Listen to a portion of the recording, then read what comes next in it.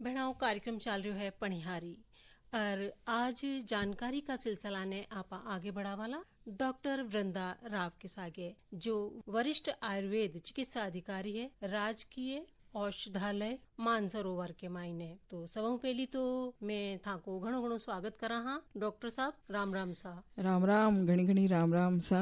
और आज डॉक्टर साहब हने ये बतावेला कि मोटो नाज जिन्हें की आपा सदियां से उपयोग करता आ रहा हा, पर समय के बदलाव के सागे बी को महत्व भूल गया है। पर आज वक्त के सागे ई के महत्व ने लोग समझ रहा है और ई साल ने आपा अन्य श्री यानी कि मोटा नाच के नाम सू मना रहा है। तो सबों पहली तो डॉक्टर साहब मैं यही जान चाहवाला कि या जो जिन्हें की आपा मोटो नाच के वहाँ नयो नाम मिलो है अन्य श्री या श्री अन्य भी और अंग्रेजी के मायने जिन्हें की आपा मिलेट्स के वहाँ यो काई है ई के बारे में वहाँ का जो कार्यक्रम सुन रहे हैं श्रोता वने बताओ सा। बिल्कुल, देखिए मिलेट्स या जिसको हम श्री धान्य या श्री अन्न के नाम से जानते हैं वो एक इस प्रकार का एक अनाज का समूह है जिसमें कई सारे अनाज आते हैं जो कि घास की फैमिली जो घास की तरह उगते हैं, ज्वार बाजरा ऐसा इस घास की फैमिली से आते हैं और इसमें बहुत सारे पोषक तत्व होते हैं जिसके कारण इसको अभी वर्तमान में सुपर फूड की कैटेगरी में रखा गया है। तो सुपर फूड इस हिसाब से कि हम पेट तो भरते हैं पर इसमें हमें पोषण मिल रहा है कि नहीं इस बारे में पता नहीं होता।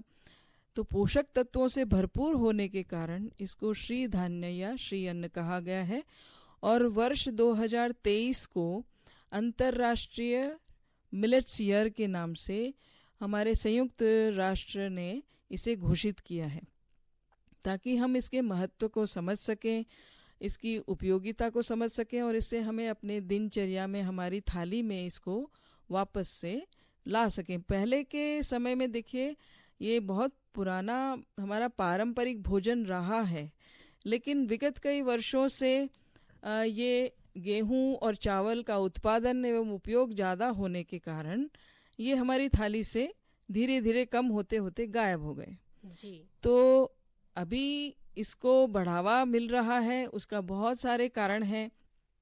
एक तो किसानों की तरह के लिए भी उपयोगी है और ये स्वास्थ्य के लिए भी लाभकारक होने के कारण इसका वर्तमान में बहुत प्रचार प्रसार और प्रचलन हो रहा है जो कि हम भूल चुके हैं। एक कह सकते हैं कि एक विस्मृत अनाज है ना, वह अभी प्रचलित अनाज नहीं होके विस्मृत है, लेकिन वो हमारे यहाँ काफ़ी परंपरा में अगर इतिहास की हम इसकी कुछ बात करें तो हमें सिंधु घाटी की सभ्यता में और हड़प्पा की संस्कृति जो है सभ्यता के भी कुछ अवशेषों से पता चलता है, हमारे इतिहासकार इसको प्रमाणित करते हैं कि इसका उपयोग उस समय से होता आ रहा है। हालांकि अन्न जो है वो अलग अलग श्री धान्य जो है वो मिलेट्स अलग अलग भौगोलिक जगह पर अलग अलग उगाए जाते हैं, या वैसे तो यो कहा जाए कि इसकी कभी खेती नहीं होती। जो मैं बचपन में सुनती थी ये खरपतवार के जैसे फसलों के बीच में ही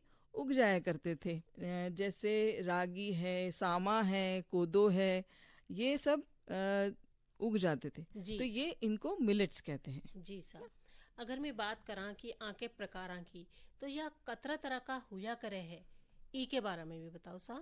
ऐसा है कि इसको हम मुख्य रूप से दो प्रकार में बांटेंगे।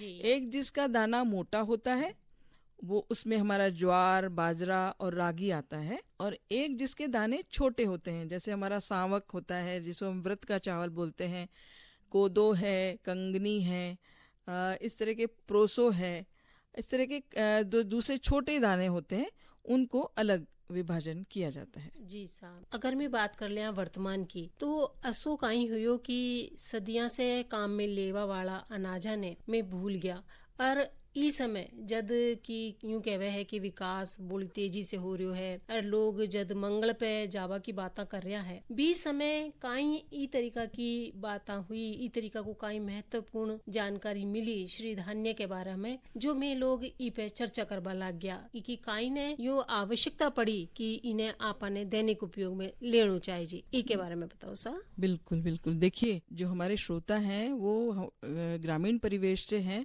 तो उनके लिए खेती के परक भी मैं इसके मुख्य रूप से 2 दृष्टिकोण हैं। एक तो खेती से होने वाली आर्थिक जो हमारा लाभ है, और दूसरा स्वास्थ्य संबंधी लाभ है। तो खेती की अगर हम बात करें तो इसको सुपर फूड क्यों कहा जाता है? ये सभी प्रकार की मिट्टी में उग जाता है, और दूसरा ये सब इसमें किसी भी प्रकार के खाद की, कीटनाशक की आवश्यकता नहीं पड़ती है। कम पानी की मात्रा में भी इसको हम उपजा सकते हैं, क्योंकि हम देखते हैं कि ज्यादातर जो गांव से पलायन है वो कम पानी की वजह से, यानी खेत तो है पर खेती करने के लिए पानी नहीं होने की वजह से कुएं सूख गए, जल स्तर नीचे हो गया, इस कारण से लोग खेत होते हुए भी खेती नहीं कर पाते। और इसलिए ऐसा ये श्रीधान्य है जो कम पानी में उगाया जा सकता है, इसकी खेती की जा सकती है जी।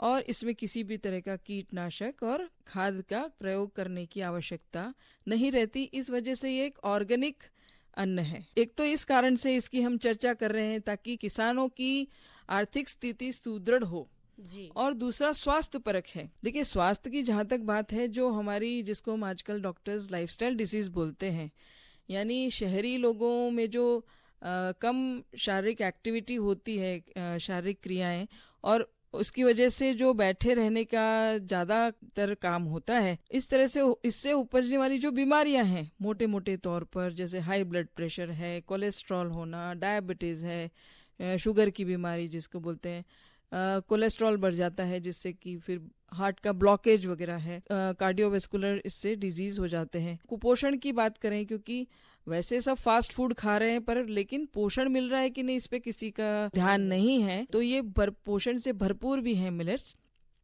इसलिए।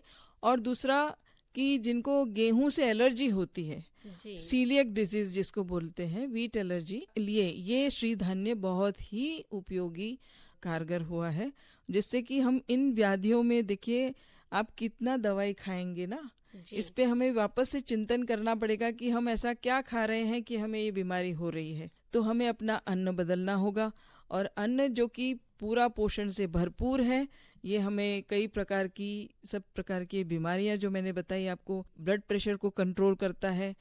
इसमें जो मेडिसिनल जो वैल्यू है वो, उसके बारे में मैं आपको बताती हूँ कि ये फाइबर रिच होने के कारण जिन लोगों को भी पाचन संबंधी समस्या होती है, कब्ज या गैस की समस्या होती है, उसके लिए ये मिलेट्स हमें खाने चाहिए।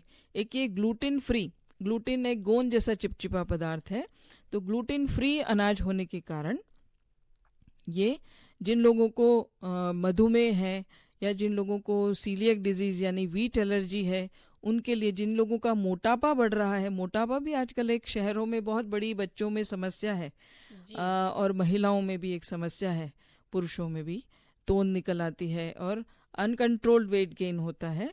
तो मोटापे से बचने के लिए भी हमें ये श्रीधान्य का उपयोग निश्चित रूप से करना चाहिए। जी साहब, अब बार में बात करिया हा कि मिलेट्स के प्रकारां की, या श्री धान्य जो छह भी के प्रकारां की, तो आप बतायो कि एक तो मोटो अनाज की तरह हुआ करे है और एक छोटो अनाज की तरह हुआ करे है। तो अठे माह का श्रोतावां के मन में एक यान की बात आई होली कि भाई ये जो मोटो अनाज है इनमें कौन कौन सी चीजें शामिल हुआ करे है, और जो छोटा छोटा सा छह बी में काई शामिल हुआ करे है, ई के बारे में भी बताओ सा। देखिए, मोटे अनाज में मैंने आपको बताया ज्वार, जिसका दाना बड़ा होता है, जो हम चिड़िया को, कबूतरों को दाना देते हैं, चुग्गा देते हैं, तो इसको सोरगम भी कहते हैं।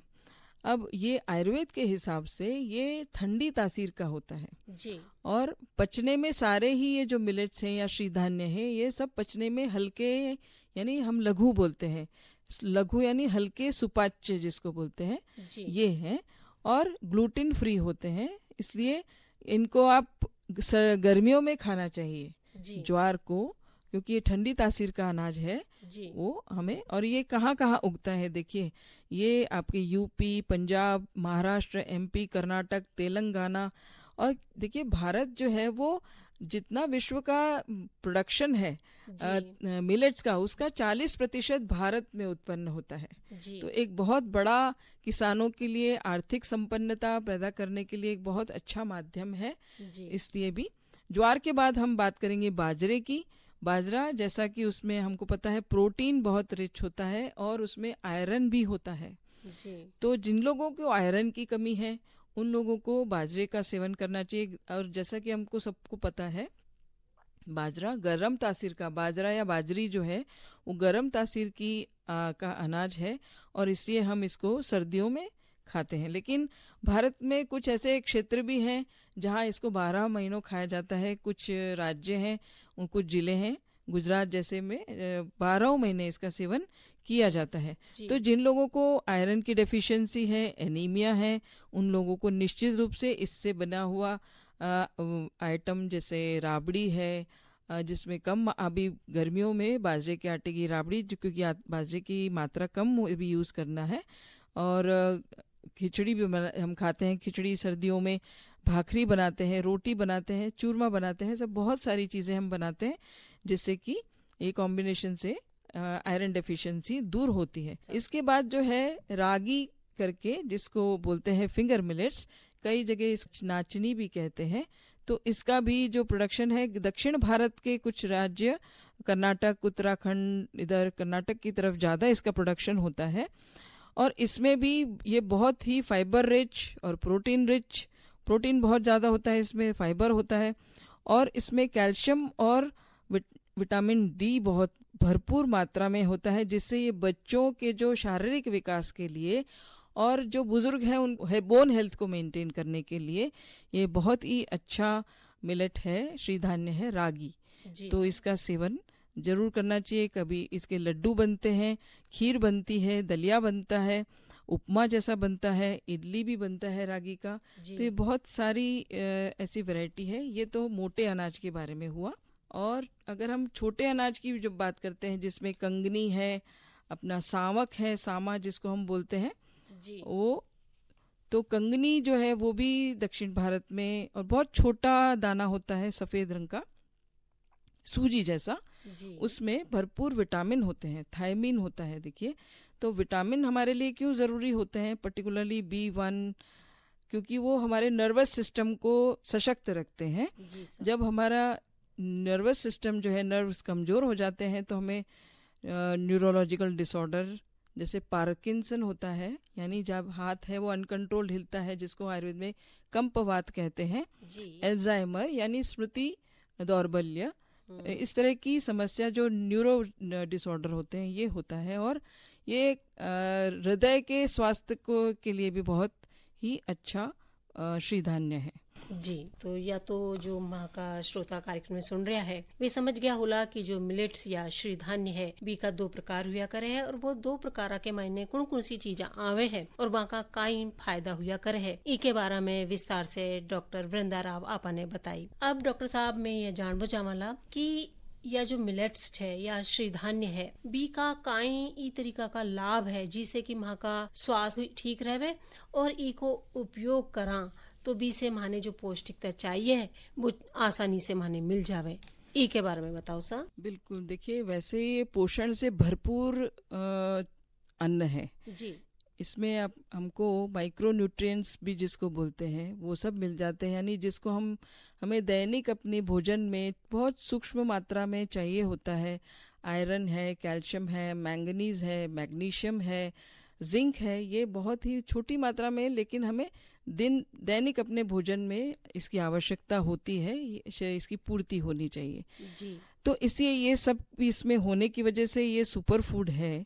और जहाँ तक इसको यूज़ करते टाइम, इसकी उपयोग करते टाइम जो सावधानी रखना है उसके बारे में, जो इसको कैसे यूज़ करना है, कि इसको भिगो के 6 से 8 घंटे भिगो के हमें यूज़ करना चाहिए, ताकि अच्छे से इसकी जो न्यूट्रिशनल वैल्यू है, इसके पोषक तत्व है, इसका हम भरपूर इस्तेमाल कर सकें। जी और सर। इसको अनपॉलिश्ड, यानी जैसे हम पॉलिश्ड दाल लेते हैं, पॉलिश्ड अनाज दूसरे लेते हैं, इस प्रकार से नहीं लेके हमें इस अनपॉलिश्ड रूप में ही इसको खरीदना चाहिए। जी और दूसरी बात कि एक बार में एक ही प्रकार के मिलेट का जो भी आइटम है वो बना के हमें सेवन करना चाहिए।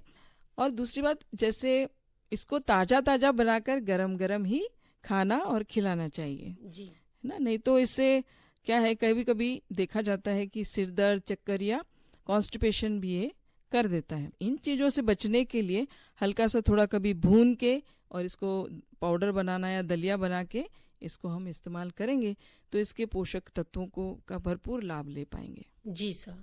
तो डॉक्टर साहब, या तो बात होगी मिलेट्स का लाभ की।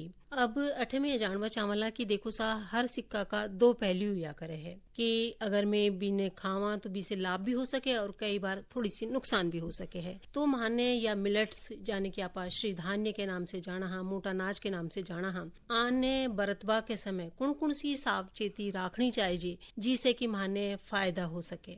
बिल्कुल, देखिए, जो लोग मोटे हैं, मोटापा है, डायबिटीज है, बीपी है, कोलेस्ट्रॉल है, उनको तो ये सेवन करने से लाभ होगा। जी। लेकिन जो लोग अंडरवेट हैं, जिनको पोषण की कमी है या कुपोषण है, वो लोग को इसको यूज करना चाहिए।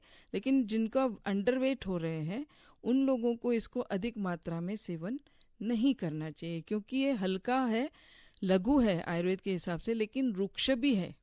तो जो दुबले पतले लोग हैं वो उनको पोषण तो मिलेगा पर लेकिन और भी दुबले हो जाएंगे, क्योंकि ये रुक्षता भी करता है।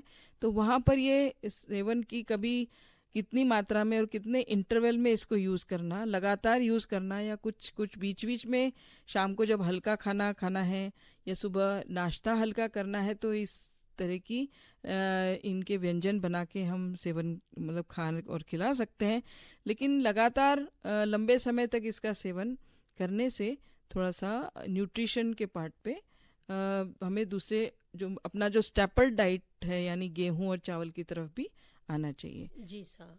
देखो सा माँ के अठे तो काई है कि ऋतु परिवर्तन के साथ ही माँ के भोजन की जो थाली छबी में भी परिवर्तन हो जाया करे है। ज्यान की सियाड़ा के महीने में बाजरा का वो खींचड़ो, बाजरा की रोटी ने उपयोग में लिया करे है। बठई ऊंदाड़ा के आते ही दही छाछ के सागे सागे ज्वार को उपयोग भी करवा लाग जावा जा। बी के पीछे यही कारण है कि माँ के अठे जो भोजन है बी के बारे में माँ का पूर्वजा की बोली चोखी सोच ही वे चाहता था कि माँ के जो भी मिनक है वो पूरी तरीके से स्वस्थ रहे। अब यान की बात जो कि वहाँ के जो श्रोता है वहाँ के लिए उपयोगी होवे अर्थ ही बताबो चाहूँ। तो सभी पनिहारिन की महिलाओं को मैं बताना चाहूंगी कि ये जो श्री धान्य है, ये इसका जो सेवन है ये हमारे स्वास्थ्य के लिए उपयोगी और लाभकारी हो, इसके लिए और इसके सभी पोषक तत्वों का हम लाभ ले सकें, इसके लिए सबसे महत्वपूर्ण बात यह है कि जिस भूभाग पर या जिस क्षेत्र में जिस भी श्री धान्य का उपज होती है